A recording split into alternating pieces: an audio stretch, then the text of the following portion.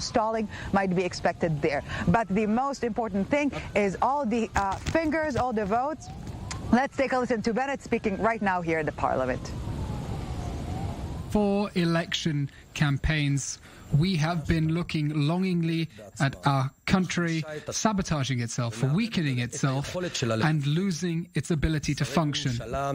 Government ministers who aren't managing anything, riots, the burning of synagogues in Lod and Acre, the lethal neglect in Mount Meron. Instead of leading, the fallback option is to aim fire outside and to polarize and fan hatred inside the nation in order to cover up the failure. 2,000 years ago, we lost a Jewish state here because of internal fighting.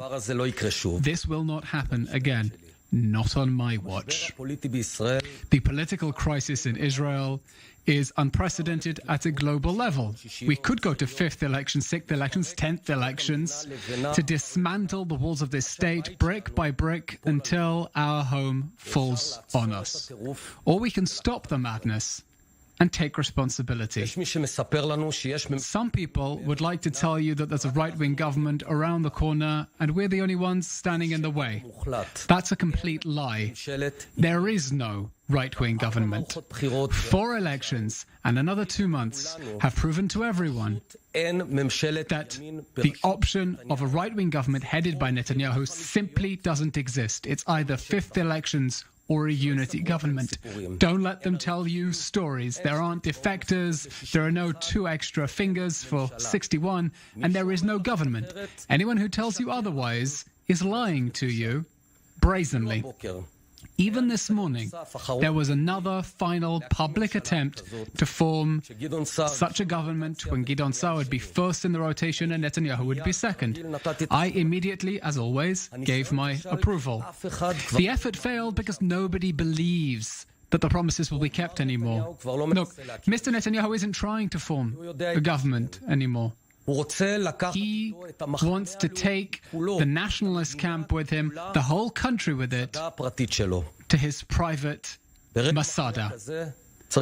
In this decisive moment, we must take responsibility. Therefore, I am announcing today that I intend to do everything in my power to form a national unity government together with my friend Yair Lapid, so that with God's help, we can extricate the country and put Israel back on track. Yair and I disagree on several substantive issues, but we agree with our love for the country and our willingness to work for it. Yair showed leadership in this period, and I shall be glad to lead together with him and Gideon Sa'ar and all our other good partners to lead this country. Yes, together. This government will only work if we work together as a team. Not me, but us. We will bring the us back, which has been Israel's secret source since its establishment. All parties are invited to join this government. In order for this government to succeed, we will need all of us in the negotiations and afterwards to show restraint. Nobody will be forced to give up on their ideology, but everyone will have to delay the realization of some of their ideology. Will focus on what can be done instead of fighting all the time about what cannot be done. This is not a government that will be against any sector or any group. It won't abuse anyone. Will be only in favor, an in-favor government. You'll see ministers who care, who just run the country, each in their own domain. They're here to work. I appeal from here to everyone in the nationalist camp and religious Zionist movement. There are people who are trying to scare you that this is a left-wing government. That's a lie. It's another lie. The truth is that this will be a slightly more right-wing government even than the current government. Just look at the list of ministers. You should know that the left is making not easy compromises. Excepting me, a former head of the Yesha Council, Council and Greater Israel man as Prime Minister, and my friend Gideon Sa'ar, a clearly right-wing man, as the Justice Minister. We have not moved from our values.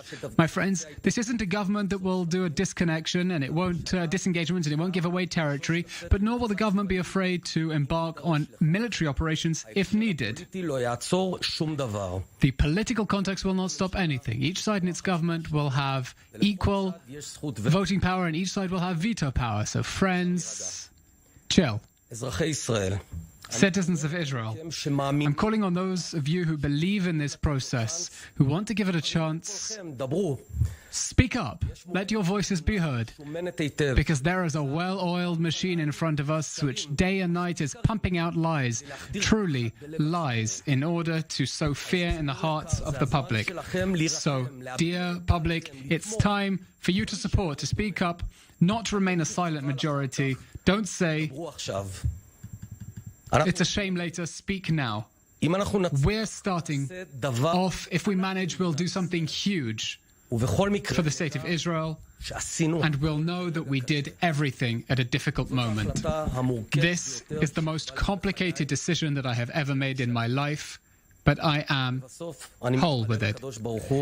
I pray to God in Solomon's prayer,